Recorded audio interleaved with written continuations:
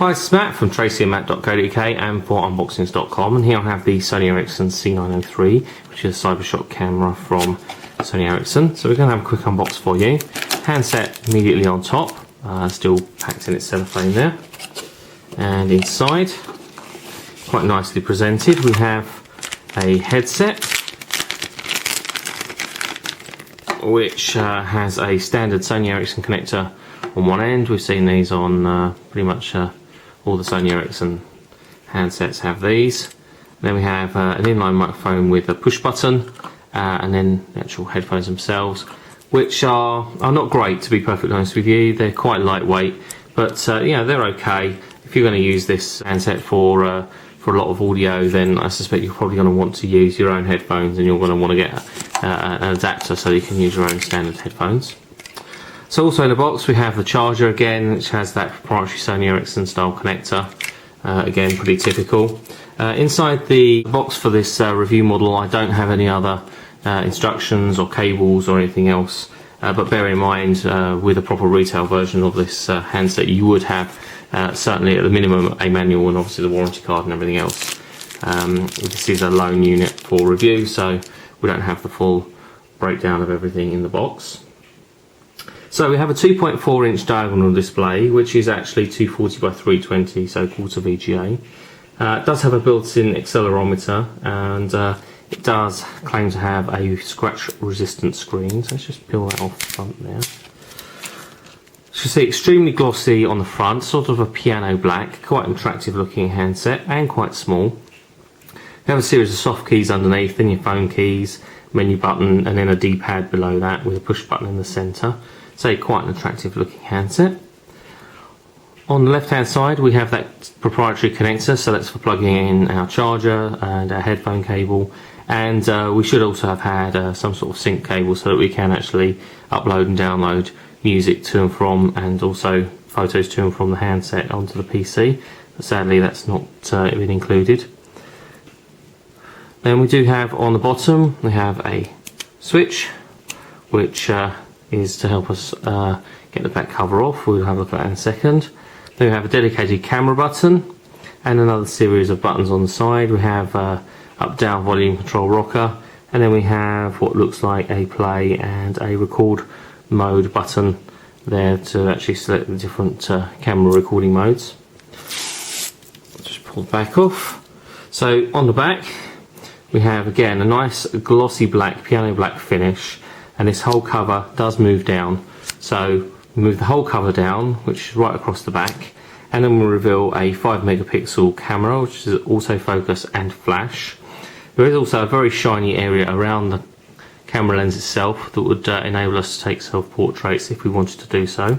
But it's nice that this whole area slides closed and open. It's quite an attractive sort of feature there. Back cover then pops off like so. It's a little bit tricky. So we have the battery obviously pre-installed here. Our SIM card goes just here, and the battery pops back in like so. And also we have space for MicroSD memory card, which does support, according to spec, up to 16 gig MicroSD HC memory card. You'll notice also there's a little connector here and a little contact on the other side, which I suspect is how the phone is aware in terms of the OS as to whether or not that lens is that cover's open and closed on that side. So it's got a little electronic thing in there so that the handset knows whether or not you've opened that camera cover. And then push the switch back, that just locks that cover in place. And if we just power on by holding down the hang up button, you can see the buttons have illuminated on the outside with the sort of blue LEDs. While we're just waiting for that to power up, we can then reveal the keypad, so a T9 style numeric pad, so we can use that for texting and obviously typing messages, clearly obviously for dialing numbers.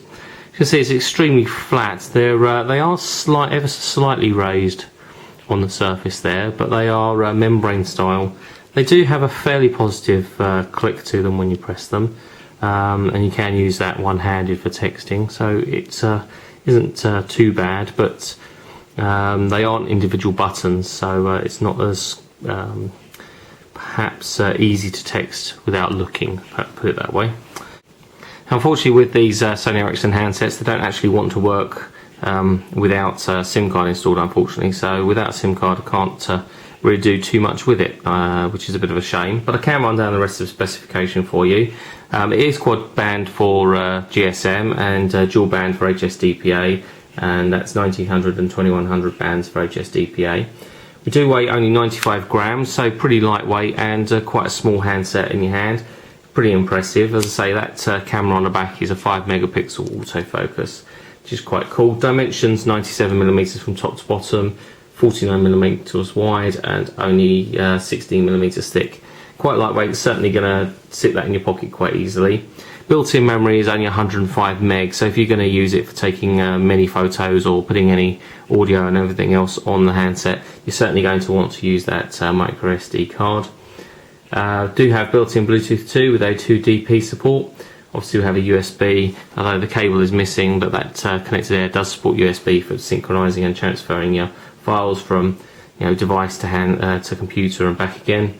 And we do have built-in GPS, so we do support geotagging on the camera, so that's also quite cool. We do support MP3 playback, and we do have a built-in media player. We do also have a built-in FM radio with RDS. The battery is good for up to 400 hours of standby and 4 hours of talk time according to the specification, although I would be surprised if you didn't get longer than 4 hours of talk time from the handset. I would have thought you'd get slightly longer. Do have built-in games, also downloadable games, support email and SMS. Don't have any mention of Wi-Fi support, but we do actually have TV out mentioned in the specification. Again, that's probably with a cable that you'll have to purchase at an extra cost, but then that would plug in there, so you can actually output your video and your photographs onto a TV. We do also have a built-in YouTube application, so you can watch your YouTube videos and possibly even upload YouTube videos direct from the handset itself. So that is a very quick look at the handset, a quick unbox.